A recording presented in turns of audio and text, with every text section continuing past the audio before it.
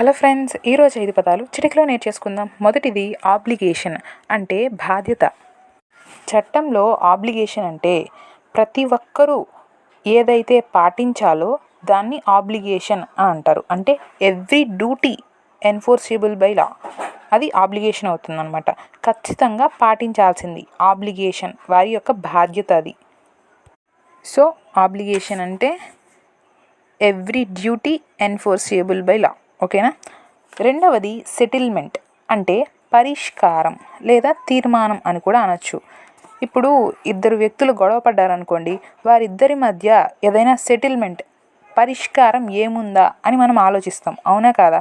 వారిద్దరూ ఒక తాటిపైకి, ఒక మాటపైకి రావాలి అని చెప్పి అందరం ప్రయత్నిస్తాం కదా.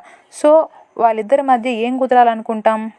సెటిల్మెంట్ కుదరాలి అంటే చివరికి వారికి ఒక పరిష్కారం, ఒక రాజీ అనేది కుదరాలి అని అనుకుంటాం కదా.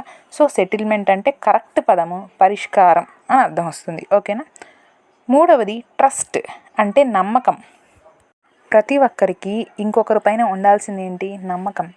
సో ఆ నమ్మకమే వాళ్ళని పూర్తిగా నమ్మేలా చేస్తుంది కదా. సో ఒకరిపైన మనం ఆధారపడ్డాము లేదా వాళ్ళ మాట విన్నాము అంటే వాళ్ళ మీద నమ్మకం ఉంటేనే కదా వాళ్ళు చెప్పిన పని చేస్తాం. ఫర్ ఎగ్జాంపుల్, ఇప్పుడు ఎలక్షన్స్లో కొంతమంది నిల్చుంటారు పొలిటీషియన్స్, వాళ్ళ మీద నమ్మకం ఉంటేనే కదా వాళ్ళకి మనం ఓట్ అనేది వేస్తాం. సో ట్రస్ట్ అంటే నమ్మకం అని అర్థం. ఓకేనా. విశ్వాసం అని కూడా అర్థం వస్తుంది. నాలుగవది ట్రస్టీ అంటే ఇంతకుముందు ఏమనుకున్నా, ట్రస్ట్ అంటే నమ్మకం. ఈ ట్రస్ట్ అంటే మామూలు ట్రస్ట్ ఒక సంస్థ అనుకోండి. ట్రస్టీ అంటే ఆ యొక్క సంస్థ ఏదైతే ఇన్స్టిట్యూట్ లాంటిది ఒకటి ఉందో దాని ధర్మకర్త లేదా దానికి బాధ్యత వహించువాడు. అంటే ఇప్పుడు ఫర్ ఎగ్జాంపుల్ ఒక ట్రస్ట్ అంటే మదర్ తెరీసా ట్రస్ట్, కొన్ని చైల్డ్ కేర్ ఇన్స్టిట్యూషన్స్ ఉంటాయి. సో అవి ఏం చేస్తాయంటే ఆ ఇన్స్టిట్యూట్లో, ఆ ఆశ్రమంలో ఎవరైతే ఉన్నారో వాళ్ళకి బాధ్యత, ఒకరు ఆర్గనైజర్ ఉంటాడు కదా, అతను బాధ్యత వహిస్తారనమాట.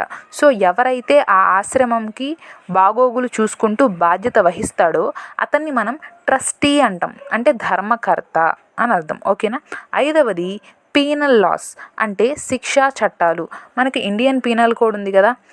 సో చట్ట ప్రకారము ఎవరైతే తప్పు చేస్తారో లేదా నేరం చేస్తారో వాళ్ళని శిక్షించడానికే మనకు పీనల్ లాస్ అని ఉన్నాయి.